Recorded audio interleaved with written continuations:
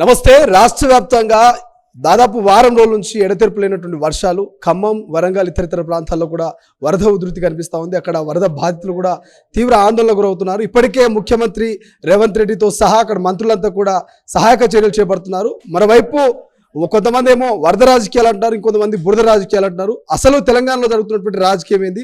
ఒకసారి Congress party senior నాయకులు మాజీ ఎంపీ వి హనుమంతరావు గారు అర్థం. హనుమంతరావు గారు, వరదల మీద మీ కామెంట్ ఏంటి? ప్రధానంగా ఖమ్మంలో ఎక్కువ అక్కడ నష్టం జరిగింది. చూడండి, ఖమ్మంలో కాదు ఎక్కడ జరిగిన నష్టమే. ఖమ్మంలో కూడా ఎక్కువ జరిగింది. ఎందుకంటే అక్కడ ఉన్నటువంటి చెరువు కొట్టుకుపోవడం వల్ల అది ప్రతిసారి జరిగింది. అప్పటికి ముఖ్యమంత్రి గారు పోయారు, మంత్రులు పోయారు, అక్కడ సహాయ సహకారాలు చేయాలని గవర్నమెంట్ను ముందడుగు వేసింది. దాంతోపాటు ఆయన నేషనల్ కలామిటీ చేయాలి. ఇక్కడ చాలామంది ఇది అన్యాయం జరిగింది. ముఖ్యంగా పంట పొలాలన్నీ దెబ్బతినిపోయి కంటిన్యూస్ వర్షం, అదేవిధంగా ప్రాణహాని కూడా జరిగింది. 25-30 మంది కూడా చనిపోయినది లెక్క తెలియదు. ఏదైనా కుటుంబాలకు 5 లక్షలని, అదేవిధంగా ఇది నేషనల్ కలామిటీ అంటున్నారు. కాబట్టి రాజకీయాలకు అతీతంగా కేంద్ర ప్రభుత్వం తప్పనిసరిగా సాయం చేయాలి. ఎందుకంటే ఎలక్షన్ అప్పుడే రాజకీయాలు, ఎలక్షన్ అయిపోయాక అందరం ఒకటే. కనుక ఎక్కడ అన్యాయం జరిగిందో అక్కడ సాయం చేయమని ఆయన కోరుతున్నాడు. కాబట్టి అక్కడ ఆంధ్రలో కూడా అక్కడ కూడా ఎక్కువ జరిగింది, ఇక్కడ కూడా జరిగింది. కనుక ప్రధానంగా ఇక working BRS party working president KTR అంటున్నాడు, ఏదైతే ఏపీలో చంద్రబాబు నాయుడు 6 హెలికాప్టర్ల ద్వారా రెస్క్యూ టీం ద్వారా అందరినీ కాపాడినటువంటి పరిస్థితి, కానీ తెలంగాణలో హెలికాప్టర్లు యూజ్ చేయలేదు, ఎవరిని కాపాడలేదు చంద్రబాబు రేవంత్ రెడ్డి అని. కాపాడడం అనేది సడన్ గా అయితే ఎవరు కూడా ఏం చేయదు. నీళ్లు పోతుంటే వేడు తన ప్రాణం రిస్క్ తీసుకుంటారు. ముఖ్యమంత్రి గారి కంటే ఆయనకు అలయన్స్ ఉంది కాబట్టి, ఏది నరేంద్ర మోడీ అలయన్స్ లో ఆయన ఉన్నాడు కాబట్టి ఆయనకి ఇమీడియట్ గా సాయం చేయాలి. నేనేమంటున్నా, మాకు కూడా సాయం చేయి. ఇది రాజకీయం చేయకూడదు. నరేంద్ర మోడీ మేము కూడా అడిగింది నేషనల్ కలామిటీ అని డిక్లేర్ చేసి సాయం చేయమని. వాళ్ళు డబ్బు కూడా అడిగింది, ఎన్ని కోట్లు కావాలని అడిగింది. దాన్ని ఇమీడియట్ గా రిలీజ్ చేయాలి. ఇక రాజకీయంగా ఎవరేం మాట్లాడినా మాట్లాడుతూనే ఉంటారు. కానీ ఇప్పుడు ఆపదలు ఉన్నప్పుడు మొదలు వాళ్ళకి సాయం చేయాలి, వాళ్ళని ఆదుకోవాలని. నేను గతంలో యువజన కాంగ్రెస్ ఉన్నప్పుడు సూలూరుపేట, నాయుడుపేట ఈ ప్రాంతంలో అక్కడ పోయి 2 రోజులు నేను బియ్యం పంచిన, యూటిసిటీలు, అదేవిధంగా కృష్ణా జిల్లాలలో కూడా చనిపోయిన, అదేవిధంగా యువజన కాంగ్రెస్ వాళ్ళు కూడా, ఎన్ఎస్యూ వాళ్ళు కూడా దీంట్లో పాత్ర తీసుకోవాలి. ప్రజలకు కష్టాలు ఉన్నప్పుడే ఆదుకుంటే వాళ్ళు మన మీద ప్రేమ అవుతుంది.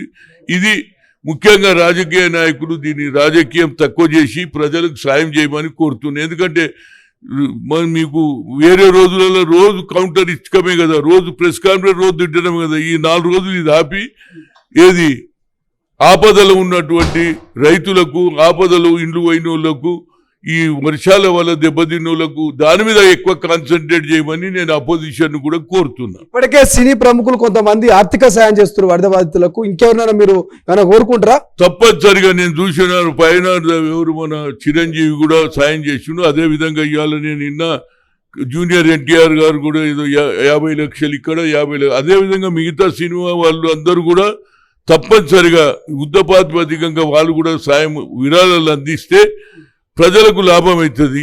ప్రజలు కష్టకాలంలో ఉన్నప్పుడు గుర్తుపట్టుకోవాలి. మీ సినిమా చూస్తారు కదా అందరూ, మీరు కూడా ప్రజల పక్షాన్నే ఉండాలి. కాబట్టి మీరు కూడా, అది చిరంజీవి కావచ్చు, పవన్ కళ్యాణ్ కావచ్చు, అందరు కూడా ఎవరైతే సినిమా, ప్రభాస్ కావచ్చు, అందరు కూడా తప్పనిసరిగా. నేను గతంలో ఏది ఆంధ్రలో తుఫాన్ వచ్చినప్పుడు నేను హైదరాబాద్లో హిందీ యాక్టర్స్ వలస తెలుగు సినిమా పెడితే ₹1 కోటి ఒకటే రోజులో వసూలు చేసిన. అట్లాంటి కార్యక్రమం కూడా చేస్తే బాగుంటుంది. ఎందుకంటే ఆపదలు ఉన్నటువంటి వారికి ప్రభుత్వమే కాదు, ప్రజల పక్షాన కూడా ఉంటే ఒకరికొకరికి అనుబంధం, సంబంధం పెరుగుతుంది. పేదలు కూడా సంతోషంగా ఉంటారు, సినిమా యాక్టర్లు కానీ. అదేవిధంగా ఇండస్ట్రీస్ వాళ్ళని కూడా కోరుతున్నా, ఖాళీ రోజులలో మీరు ట్యాక్స్ కడుతూనే ఉంటారు, మేము ఏం చేస్తుంటారు. ఇప్పుడు ఆపద జరిగింది కాబట్టి పెద్ద పెద్ద కాంట్రాక్టర్స్ కూడా దీనికి సాయం చేయమని సినిమా యాక్టర్లకు చెప్తున్నా.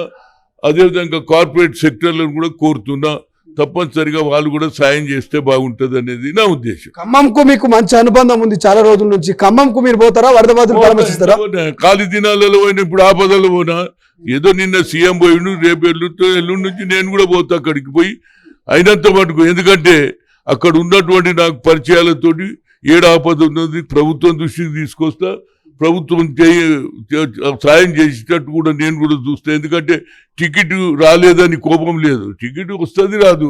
నేను 10 ఏళ్ల నుంచి పనిచేస్తున్నా, 2 సార్లు కూడా నాకు అన్యాయం జరిగినా ప్రజలు అన్యాయం చేయలేదు కదా. పార్టీలో ఉండేవాళ్ళు చేసిండొచ్చు, ప్రజలు నా వెంబడి ఉన్నారు. ప్రజలకు ఆదుకోవడానికి పోతా తప్పనిసరిగా వాళ్ళకు అక్కడ ఏమేమి జరుగుతుంది రోడ్ల విషయంలో కానీ, ఇండ్ల విషయంలో కానీ, వాళ్ళ తిండి విషయంలో కానీ ప్రభుత్వ దృష్టికి తీసుకొచ్చి వాళ్ళకి సహాయ సహకారాలు చేయడానికి తప్పనిసరిగా రేపు లేదు ఎల్లుండే 2వ దినం పోతామని ఆలోచన చేస్తున్నా. తప్పనిసరిగా ఇవాళ రేపు ఇక్కడ ఉండి ఎల్లుండి పోతే, ఎందుకంటే వాళ్ళు ఇప్పుడే కోపం మీద ఉన్నారు, ఎవరు పోయినా ఉన్నారు కనుక నేను పోయినా ఇవ్వాలి అని అడుగుతారు కదా. సాయం కష్టపడినోడు అందరిని కోపం కాదు, బాధతోటి ఈ తిట్టాలనే ఉద్దేశం కాదు. అరే మాకు అన్యాయం జరిగిందని కోపం మీద పాడినా 2 తిట్లు తినాలి. మనం పర్వాలేదు, తిట్టినా పర్వాలేదు, కానీ మనం పోవాలి.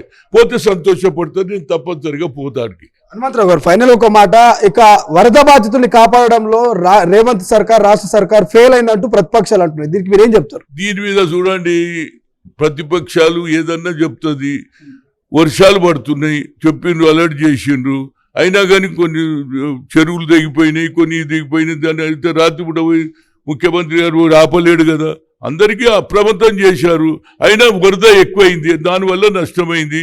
అదేవిధంగా పంట కూడా నష్టమైంది. దానికి ఓన్లీగా ముఖ్యమంత్రినే మాటికి టార్గెట్ పనిచేసి ప్రజల పక్షాన టార్గెట్ చేసి అన్యాయం జరిగింది మాకు వెలుగులో తీసుకొస్తే వారికి సాయం చేయగలుగుతాం తప్పితే ఓన్లీ ముఖ్యమంత్రి పండుకున్నాడని లేచిండని ఇవన్నీ వద్దు.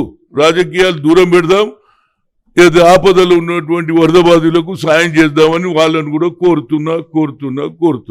Thank you so much. ఇది మొత్తం మీద వి హనుమంతరావు గారు, సినీ ప్రముఖులు, ఇక ఇండస్ట్రియల్ అంతా కూడా బయటికి రావాలి, ఖచ్చితంగా మీ వంతు సహాయం మీరు చేయాలి, ఆపదలో వరద బాధితులకు అండగా ఉండడం మన బాధ్యత అంటూ చెప్పినటువంటి పరిస్థితి. ఇప్పుడు రాజకీయాలు చేయదు, ప్రజల పక్షాన నిలబడాలి, 4 రోజుల పాటు కౌంటర్లకు రీకౌంటర్లు, రాజకీయాలు స్టాప్ చేద్దామంటే ఆయన చెప్తున్నారు. సో చూద్దాం ఏం జరగబోతుందో. కెమెరా పర్సన్ అజయ్తో శ్రీశైలం, తొలి వెలుగు, హైదరాబాద్.